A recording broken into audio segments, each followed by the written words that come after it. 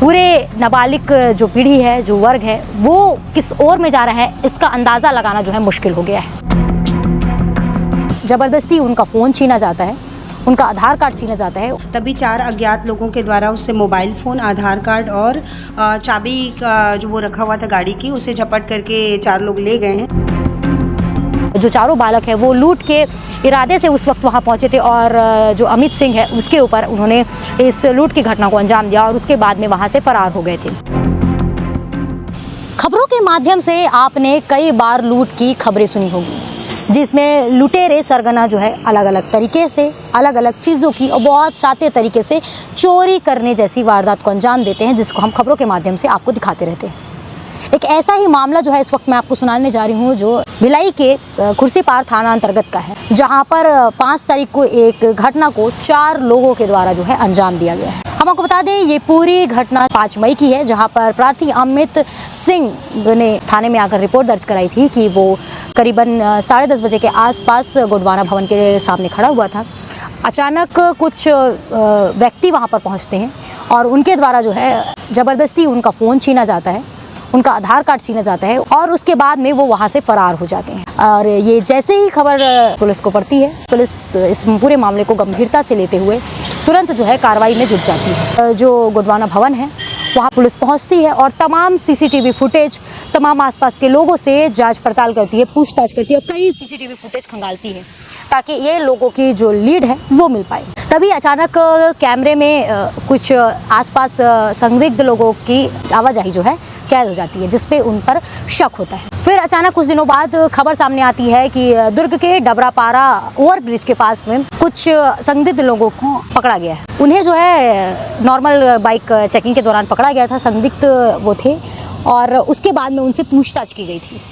और जब पूछताछ की गई तो ये चारों लोगों ने अपना गुनाह कबूल किया और उनके पास से जो उपयोग की हुई जो स्कूटी थी, वो चाबी और आधार कार्ड और साथ ही जो फ़ोन वो जो लूट कर भागे थे वो बरामद किया गया था। और उसके बाद में प्रार्थी को बुलाया गया और प्रार्थी से इसकी पुष्टि कराई गई कि क्या ये व्यक्ति वही है।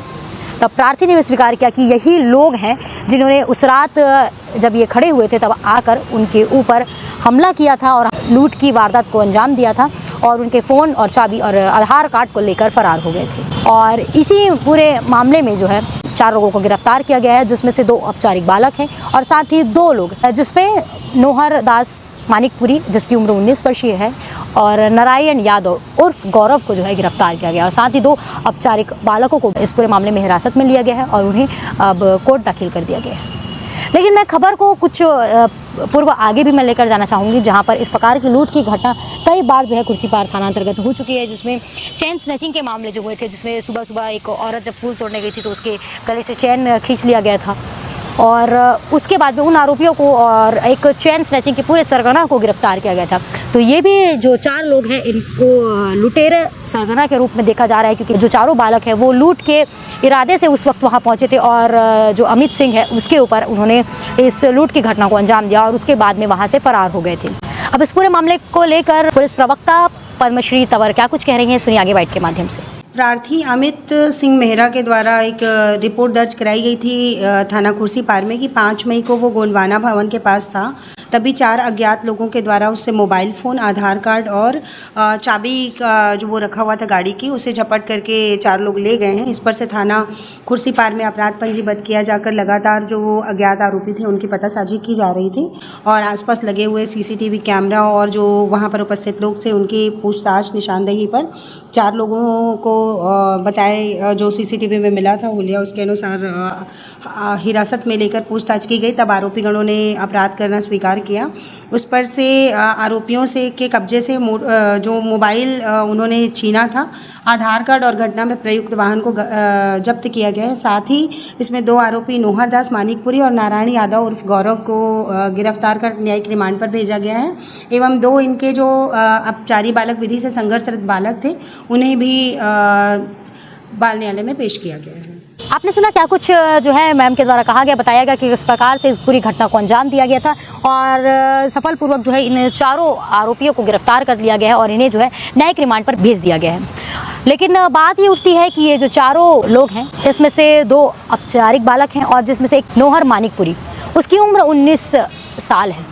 महज कुछ ही दिनों पहले जो है वो बालिग हुआ है। घटना को अंजाम जब उसने दिया था तब वो नाबालिग था। पूरे नाबालिग जो पीढ़ी है, जो वर्ग है, वो किस ओर में जा रहा है इसका अंदाज़ा लगाना जो है मुश्किल हो गया है। दुर्ग पुलिस लगातार कोशिश कर रही है कि इस दुर्ग ज़िले से क्राइम रेटिंग कम हो जाए, लेकिन क्राइम रेटिंग जो है कम होने का नाम ले ही नहीं रही है। और अक्सर इस क्राइम की खबरों में दोषी निकल कर आते हैं वो होते हैं नाबालिग। इस खबर में भी यही हुआ है कि जो दोषी हैं वो नाबालिग है और एक व्यक्ति जो है इसमें बालिग और दूसरा जो है कुछ ही समय पहले बालिग इस पूरे मामले में हो गया है। दुर्ग भिलाई की लगातार खबरों के साथ में हम आपके सामने आते रहेंगे। फिलहाल के लिए बने रहिए केपी न्यूज़ के साथ में। धन्यवाद।